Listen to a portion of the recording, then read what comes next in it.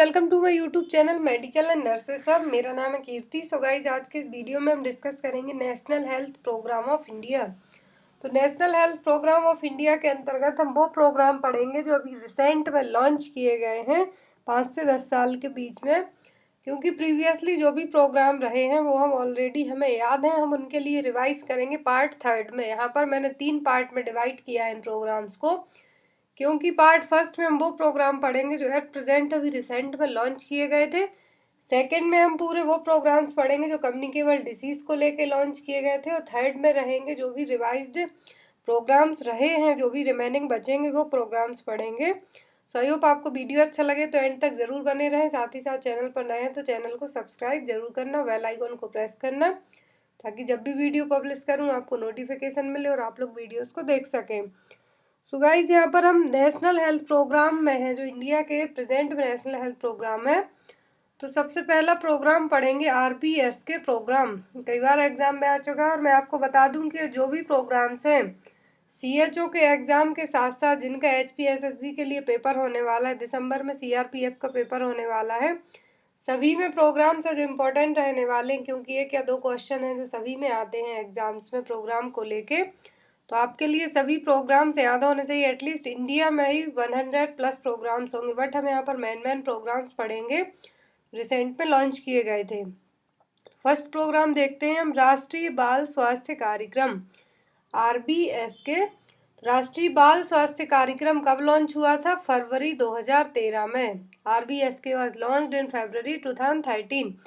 फरवरी 2013 में राष्ट्रीय बाल स्वास्थ्य कार्यक्रम को लॉन्च किया गया था। और किसने लॉन्च किया था? Ministry of health and family welfare, government of India के थ्रू इस प्रोग्राम के लिए लॉन्च किया गया था।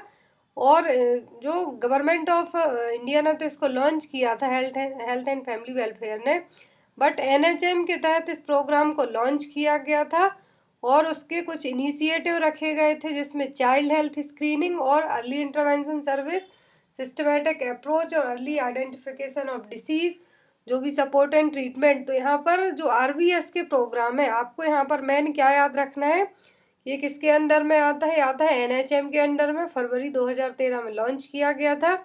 इसके बेनिफिशियर्स एज ग्रुप क्या हैं, और साथ ही साथ इसके अंतर्गत 30 डिसीज़ हैं, जो ऐसी 30 आइडेंटिफाइड हेल्थ कंडीशन हैं जिनको ट्रीट किया जाता है, मैनेज किया जाता है, वो आपको याद रखना है। क्योंकि एग्ज़ाम में आपके लिए 4 ऑप्शन आएंगे, तो उनमें से 30 जो इसमें डिसीज़ कैलकुलेट की गई हैं, 30 हेल्थ कंडीशंस रखी गई हैं, तो उनमें से आपके लिए वो 30 याद होनी चाहिए। यदि उसके अदर कुछ पूछा जाता है तब आप उसको मार्क कर सकते हैं। तो यहाँ पर चाइल्ड हेल्थ स्क्रीनिंग और अर्ली इंटरवेंशन सर्विसेज रखी गई थी इसमें, राष्ट्रीय बाल स्वास्थ्य कार्यक्रम में। तो इसमें 30 आइडेंटिफाइड हेल्थ कंडीशन रखी गई थी जिनका क्या होना है? Early detection, free treatment, management. और जो 30 कंडीशन है, 30 हेल्थ कंडीशन है, इनको 4 ग्रुप में डिवाइड किया गया था। फर्स्ट थी डिफेक्ट एट बर्थ, जो बर्थ से डिफेक्ट्स हैं। दूसरी थी डेफिशिएंसीज, किसी भी चीज़ की कमी के कारण होने वाली प्रॉब्लम। थर्ड थी चाइल्डहुड डिसीज। और फोर्थ थी डेवलपमेंटल डिलेज एंड डिसेबिलिटीज़। तो इन 30 हेल्थ कंडीशंस थी, इनको अलग अलग कैटेगरी में, 4 कैटेगरी में डिवाइड करके रखा गया था। तो आपको कैटेगरीज भी याद रखनी है कि डिफेक्ट एट बर्थ, डिफेक्ट में कौन सी प्रॉब्लम्स हैं, डेफिशिएंसीज में क्या है, चाइल्ड डिसीज में क्या है, और डेवलपमेंटल डिलेज और डिसेबिलिटीज़ में कौन सी कैटेगरी की डिसीज़ आएगी। तो यहाँ पर आरबीएस के प्रोग्राम में जो 30 हेल्थ डिसीज़ रखी गई, हेल्थ कंडीशन रखी गई, जिनका अर्ली डिटेक्शन करना है, उनकी स्क्रीनिंग करनी है, उनको मैनेज करना है। तो डिफेक्ट एट बर्थ 4 कैटेगरी में बांटा गया है चाइल्डहुड डिसीज़ के लिए। तो डिसीज़ के लिए फर्स्ट थी डिफेक्ट एट बर्थ, यदि बर्थ प्रेजेंट कोई डिफेक्ट हो तो उनमें क्या था? NTD, Down syndrome, cleft lip and palate, या फिर क्लेफ्ट पैलेट अलोन, टेलीपेज और club foot, developmental dysplasia of the hip, congenital cataract, congenital deafness, congenital heart disease और रेटिनोपैथी ऑफ प्री मैच्योरिटी। तो 4 कैटेगरी में बांटी गई थी डिसीज। तो फर्स्ट थी defect at birth, birth defect थे उनको 9 पॉइंट आपको याद रखना है, जो बर्थ डिफेक्ट है 9 उनको याद रखना है। दूसरा था चाइल्डहुड डिसीज, सॉरी दूसरा था डेफिशिएंसीज, तो डेफिशिएंसीज में थी anaemia, specially severe anaemia, vitamin A deficiency में white hot spot, vitamin D deficiency में रिकेट्स और severe acute malnutrition and goitre. तो डेफिशिएंसी कुछ भी विटामिन मिनरल्स किसी की कमी के कारण जो प्रॉब्लम्स होंगी वो किस में आती हैं, डेफिशिएंसीज में। तो ये डेफिशिएंसीज आपको याद रखनी है। थर्ड वन था इसमें चाइल्डहुड डिसीज, बच्चों में जो चाइल्डहुड डिसीज है वो मैनेज की जाएंगी इसी में, जैसे कि स्किन कंडीशंस में scabies, fungal infection, eczema, otitis media, RHD, reactive airway disease, dental caries और कन्वल्सिव डिसऑर्डर। तो ये चाइल्डहुड डिसीज में रखी गई थी। लास्ट और फोर्थ था डेवलपमेंटल डिलेज एंड डिसेबिलिटी। तो डेवलपमेंटल डिले और डिसेबिलिटीज रखी गई थी, उसमें था vision impairment, hearing impairment, neuro motor impairment, motor delay, cognitive delay, language delay, behavioural disorder जैसे कि ऑटिज्म, लर्निंग डिसऑर्डर और एडीएचडी। तो डेवलपमेंटल डिलेज में वो चीज़ें आई कि जो नॉर्मल माइलस्टोन अचीव करना होता है जिस एज में, वो अचीव ना कर पाएँ, तो उसमें डिलेज देखने को मिल रहा है। जो भी डेवलपमेंटल, जो भी बॉडी का डेवलपमेंट हो रहा है, मेंटल हो रहा है, फिजिकल हो रहा है, तो उसमें यदि डिले देखने को मिलता है तो वो किस में आएंगे, डेवलपमेंटल डिलेज और डिसेबिलिटीज में। और लास्ट था congenital hypothyroidism, sickle cell anaemia और बीटा थैलेसीमिया। तो इनको ऑप्शनल रखा गया था इन तीनों प्रॉब्लम्स के लिए कि यदि है या नहीं है, तो इनको ऑप्शनल करके रखा गया था।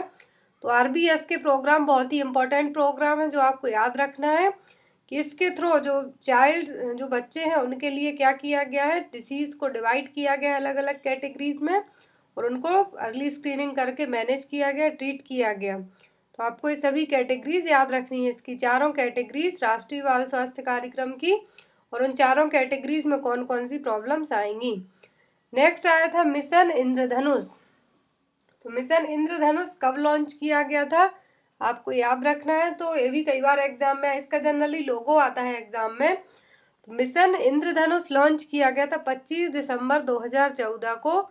यूनियन मिनिस्टर हैं जो जेपी नड्डा, उन्होंने इस मिशन इंद्रधनुष को लॉन्च किया था और उसका एक एम रखा गया था मिशन इंद्रधनुष का, जिसके तहत क्या करना था, 2020 तक इंडिया में जितनी भी 90% इम्यूनाइजेशन कवरेज करना था, जितने भी बच्चे हैं उनको 2020 तक इम्यूनाइजेशन करवाना था।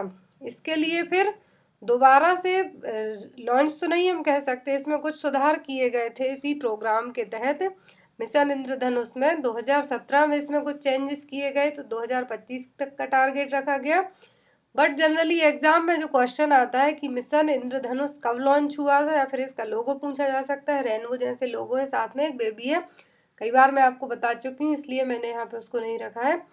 मिशन इंद्रधनुष 25 दिसंबर 2014 को यूनियन मिनिस्टर जेपी नड्डा ने लॉन्च किया था। इसका एम क्या था, this seeks to drive toward 90% full immunization coverage of India. तो 2020 तक इसका एम रखा गया था कि 90% फुल इम्यूनाइजेशन प्रोवाइड करवाना है इंडिया की पॉपुलेशन में। इसका गोल क्या था, to ensure full immunization with all available vaccine for children up to 2 years of age and pregnant women. तो यहाँ पर इसका एम तो था कि 2000, गोल था, इसका टारगेट था कि 2020 तक 90% लोगों को वैक्सीनेशन करवाना है। बट इसका जो गोल क्या रखा गया था कि जो बच्चे हैं, 2 साल की एज के बच्चे हैं और साथ ही साथ जो प्रेग्नेंट वुमेन है, उन सभी के लिए वैक्सीनेशन प्रोवाइड करवाना। स्टार्टिंग में इसके लिए 600 हाई फोकस डिस्ट्रिक्ट रखे गए थे, 28 स्टेट के 600 डिस्ट्रिक्ट को रखा गया था जो अनइम्यूनाइज्ड चिल्ड्रन थे उनको इम्यूनाइजेशन प्रोवाइड करवाने का। इसको दोबारा से फिर से इसमें रीचेंज किए गए 2017 में, तो आपको वो भी याद रखना है। बट जनरली एग्जाम में मिशन इंद्रधनुष ही आता है। नेक्स्ट हम यहाँ पर देखते हैं कि जो वैक्सीन है कौन कौन सी प्रोवाइड करवाई गई थी।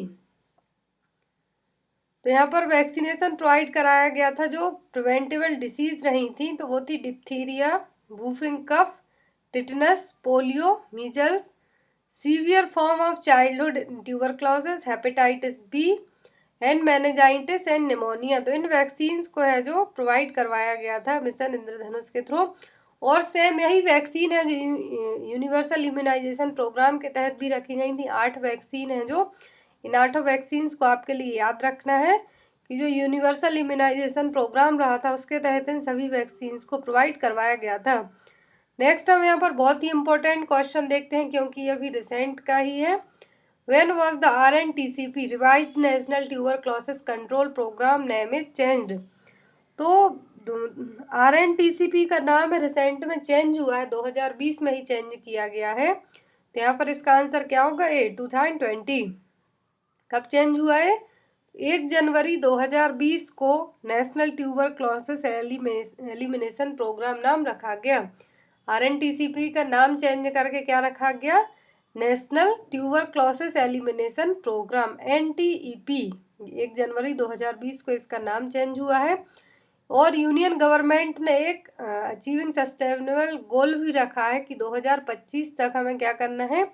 इंडिया को ट्यूबरक्लोसिस से मुक्त करना है। 5 इयर्स का गोल रखा है, ग्लोबल टारगेट पे गोल रखा गया है यूनियन गवर्नमेंट ने कि हमें क्या करना है? 2025 तक टीबी से मुक्त बनाना है अपने भारत को। तो 1 जनवरी 2020 को revised national tuberculosis control programme का नाम चेंज कर दिया गया है। अब न्यू नाम है national tuberculosis elimination programme NTEP।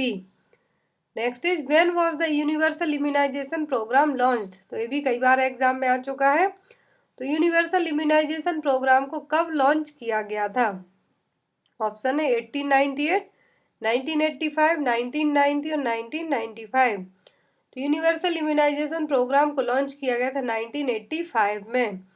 तो जो यहाँ पर 1985 में यूनिवर्सल इम्यूनाइजेशन प्रोग्राम लॉन्च किया गया था। एक वैक्सीनेशन प्रोग्राम है जो गवर्नमेंट ऑफ इंडिया ने लॉन्च किया था और एक इसका पार्ट है child survival and safe motherhood जो 1992 में आया था, 1992 में आया था, उसी का ये पार्ट है। और ये सभी किसके अंदर काम करते हैं? NRHM के अंदर में ये सभी काम करते हैं।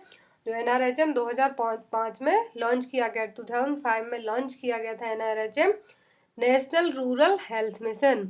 इसी के अंतर्गत ये सभी प्रोग्राम्स आते हैं। और UIP कब लॉन्च हुआ था? 1985 में। यदि child survival safe motherhood programme पूछा जाता है तो 1992 में आया था। नेक्स्ट यहाँ पर बहुत ही इम्पोर्टेंट जो यहाँ पर लिस्ट दी हुई है प्रोग्राम्स की। तो यहाँ पर कौन से प्रोग्राम है? Reproductive, maternal, neonatal, child and adolescent health. तो इतने प्रोग्राम हैं जिनको किसके लिए रखा गया? मैटरनल, नियोनेटल, चिल्ड्रंस के लिए, एडोलेसेंट के लिए, रिप्रोडक्टिव जो भी रिप्रोडक्टिव प्रोसेस रहेंगी उन सभी के लिए कुछ प्रोग्राम्स लॉन्च किए गए थे। या तो फिर हम इसको शॉर्ट में याद रख सकते हैं RMNCA+H। तो RMNCH+A आपने अभी पढ़ा था, मैंने कल ही आपके लिए बताया है RMNCH+A प्रोग्राम। तो वहाँ पर उसी तरीके से आप इसको याद रख सकते हैं। तो उसके लिए बहुत सारे प्रोग्राम्स आए थे। इनमें से जो जननी सुरक्षा योजना है, कई बार एग्जाम में आ चुका है, तो आप इसको याद रखिए। तो सबसे पहला प्रोग्राम है जो जननी शिशु सुरक्षा कार्यक्रम। ये मैंने आपके लिए इसलिए बता रही हूँ ये प्रोग्राम्स क्योंकि आप लोग जो आपकी बुक्स में प्रोग्राम दिए हुए हैं आप वो पढ़ लेंगे, जो भी बुक्स आप प्रेफर करते हैं अपने एग्जाम्स की प्रिपरेशन के लिए।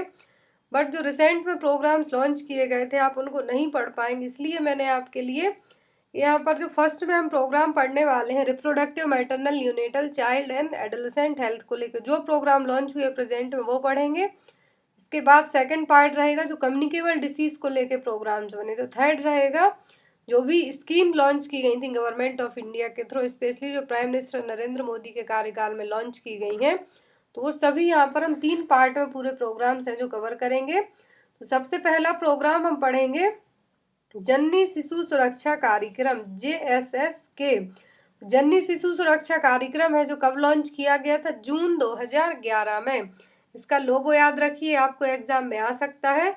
और जो जननी शिशु सुरक्षा कार्यक्रम है जो आपने एक पहले प्रोग्राम पढ़ा था जननी सुरक्षा योजना, इसी के अंतर्गत इस प्रोग्राम को लॉन्च किया गया था। जननी सुरक्षा योजना के अंतर्गत जननी शिशु सुरक्षा कार्यक्रम को लॉन्च किया गया था 2011 में। और इसका एक ही मेन जो गोल रखा गया था, क्या करना है? To eliminate out of pocket expenses for both pregnant women and sick infant. तो इसमें जच्चा और बच्चा दोनों के लिए क्या कर रहे हैं? प्रेग्नेंट वुमेन और सिक इन्फेंट्स के लिए फ्री केयर है जो प्रोवाइड करवाई जाएगी। तो इसके बहुत सारे और एम्स रखे गए थे, टारगेट रखे गए थे, वो स्पेशली एग्जाम्स में नहीं आते, मैंने इसलिए नहीं आपको बताया। तो आपको इसकी लॉन्च डेट, लोगो और साथ ही साथ किस प्रोग्राम के तहत आता है, तो जननी शिशु सुरक्षा कार्यक्रम, जननी सुरक्षा योजना के का ही एक पार्ट है।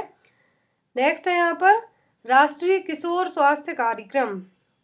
ये भी मैं आपको कल ही बता चुकी हूँ। तो राष्ट्रीय किशोर स्वास्थ्य कार्यक्रम है जो कब आया था, 7 जनवरी 2014 को। जो एडोलेसेंट ग्रुप के लोग हैं, मेल और फीमेल, 253 मिलियन एडोलेसेंट्स मेल और female, rural, urban, married area में, अनमैरिड एरिया में जितने भी एडोलेसेंट ग्रुप के लोग हैं उनके लिए इसका फ़ायदा मिला है। और किसने लॉन्च किया था, ministry of health and family welfare ने लॉन्च किया था राष्ट्रीय किशोर स्वास्थ्य कार्यक्रम RKSK, 7 जनवरी 2014 को आया था। इसमें क्या रखा गया था, इसका गोल जो भी एडोलेसेंट ग्रुप के लोग हैं, 10 साल से 19 साल तक की एज के लोग हैं, उनके लिए इसका बेनिफिशियर ग्रुप माना गया है। और इसमें 25 करोड़ एडोलेसेंट ऑफ इंडिया, या फिर हम ये कह सकते हैं 253 मिलियन एडोलेसेंट ऑफ इंडिया के जो है, इनको इस प्रोग्राम के तहत है जो बेनिफिशियर रखा गया है। और इसके जो गोल थे, क्या करना था, जो भी एडोलेसेंट एज ग्रुप के लोग हैं उनको न्यूट्रिशनल, उनको इम्प्रूवमेंट करवाना, मेंटल हेल्थ को इम्प्रूव करना और साथ ही साथ सब्सटेंस एब्यूज से बचाना। तो इस तरीके से राष्ट्रीय किशोर स्वास्थ्य कार्यक्रम के जो गोल रखे गए थे, तो आपको ये लोगो याद रखना है। जितने भी प्रोग्राम्स हैं उनके लोगो आप जरूर याद रखिए, हो सकता है आपको एग्जाम में लोगो पूछे जा सके। नेक्स्ट आया था जननी सुरक्षा योजना। तो इसका जो जनरली CHO में क्वेश्चन आता है डायरेक्ट, या तो इसकी लॉन्चिंग डेट पूछी जाती है या फिर JSY का फुल फॉर्म बताइए। तो यहाँ पर जननी सुरक्षा योजना JSY ये लॉन्च हुई थी 12 अप्रैल 2005 को। इसका गोल रखा गया था, विजन रखा गया था कि to promote the institutional delivery and to reduce the maternal mortality ratio and infant mortality rate.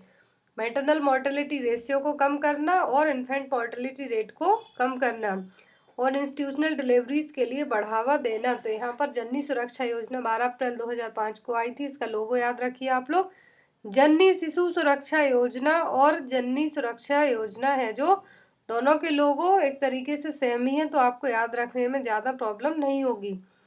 Next है प्रधानमंत्री सुरक्षित मातृत्व अभियान।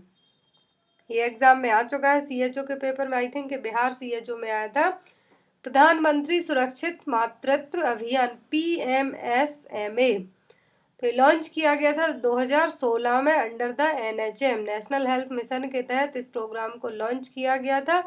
इस प्रोग्राम का एम रखा गया था कि to provide assured comprehensive and qualitative antenatal care free of cost universally to all pregnant women on the 9th of every month।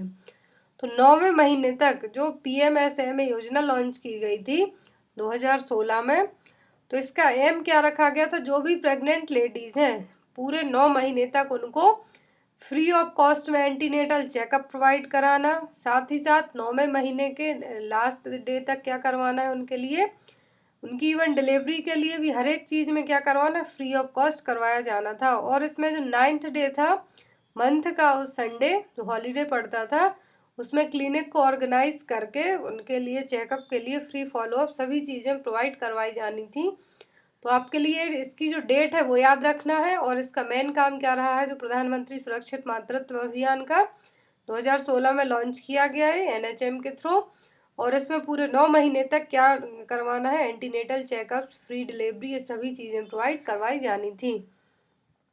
Next national programme for family planning, ये सभी ने पढ़ा है। National programme for family planning 1952 में आया था, small family norms को बढ़ावा देने के लिए। तो यहाँ पर जो भी नेशनल फैमिली प्रोग्राम्स आपने पढ़े हैं वे वही सेम प्रोग्राम है। तो इसकी डेट बस मैं आपको यहाँ पे बता रही हूँ, क्योंकि आप ऑलरेडी इसको बहुत ज़्यादा डिटेल में फर्स्ट ईयर सेकेंड ईयर से पढ़ रहे हैं। तो 1952 में लॉन्च हुआ था national programme for family planning, और इसका एम क्या था कि छोटी फैमिली के लिए बढ़ावा देना। बट यहाँ पर national programme for family planning के लिए कुछ छोटे छोटे 1-2 प्रोग्राम और आए थे। एक आया था हम दो, दूसरा आया था मिशन परिवार विकास। तो यहाँ पर हम मिशन परिवार विकास की बात करते हैं। तो ये कब आया था, मिशन परिवार विकास 2016 में। इसके जो एम क्या रखा गया था मिशन परिवार विकास का, कि जो भी स्मॉल फैमिली नॉर्म्स के लिए बढ़ावा देना था, जो भी हाई फर्टिलिटी डिस्ट्रिक्ट हैं उनमें फैमिली प्लानिंग सर्विसेज प्रोवाइड करवाई जानी थी। Ministry of health and family welfare ने मिशन परिवार विकास को 2016 में लॉन्च किया गया था और इसके अंदर 146 हाई फर्टिलिटी डिस्ट्रिक्ट थे जो बिहार, यूपी, असम, छत्तीसगढ़, मध्य प्रदेश, राजस्थान और झारखंड के। वहाँ पर जो भी लोग हैं वहाँ पर कॉन्ट्रासेप्टिव मेथड्स प्रोवाइड करवाना, अवेलेबिलिटी चेक करना, जो हेल्थ केयर सिस्टम है वहाँ पर इन सभी चीज़ों के थ्रू क्या करना था, बढ़ावा देना था कि आप छोटी फैमिली को अपनाइए। और मिशन परिवार विकास के साथ ही एक प्रोग्राम और आया था, हम दो, मतलब कि सिर्फ 2 ही बच्चे। इस तरीके से प्रोग्राम्स लॉन्च किए गए थे और इसका गोल क्या रखा गया था, मिशन परिवार विकास का ओवरऑल गोल था कि reduce India's overall fertility rate to 2.1% by the year 2025। 2025 तक इंडिया की क्या करना है, फर्टिलिटी रेट को कम करवाना है, रिड्यूस करवाना है। तो यहाँ पर इसके जो कुछ की स्ट्रेटेजिक पॉइंट्स भी रखे गए थे कि जो कॉन्ट्रासेप्टिव मेथड्स है उनकी डिलीवरी हो पा रही है हेल्थ केयर सिस्टम में कि नहीं, फैमिली प्लानिंग सर्विसेज प्रोवाइड करवाई जा रही हैं हाई क्वालिटी की कि नहीं, वो सभी इसके थ्रू आए थे मिशन परिवार विकास के तहत। तो आपको मिशन परिवार विकास कब लॉन्च हुआ था, कितने स्टेट के कितने डिस्ट्रिक्ट हाई फर्टिलिटी डिस्ट्रिक्ट रखे गए थे और इसका गोल कब तक का था कि इंडिया की फर्टिलिटी को हमें कम करवाना है 2025 तक। ओवरऑल जो फर्टिलिटी रेट है उसको क्या करना था, कम करवाना था 2025 तक। तो इस तरीके से गाइस जो मैटरनल, न्यूनेटल और चाइल्ड हेल्थ को लेके प्रोग्राम्स लॉन्च हुए थे हमने वो पढ़ लिए। अब इसके बाद हम जो सेकंड पार्ट पढ़ेंगे उसमें कम्युनिकेबल डिसीज़ के लिए जो भी प्रोग्राम्स लॉन्च हुए हैं वो पढ़ेंगे और थर्ड पार्ट में हम देखेंगे जो भी प्रधानमंत्री मोदी जी ने रिसेंट में स्कीम लॉन्च की थी, वो सभी हेल्थ से रिलेटेड स्कीम लॉन्च की थी वो पढ़ेंगे। सॉरी। तो आई होप आपको वीडियो अच्छा लगा। Thank you for watching us. Bye bye.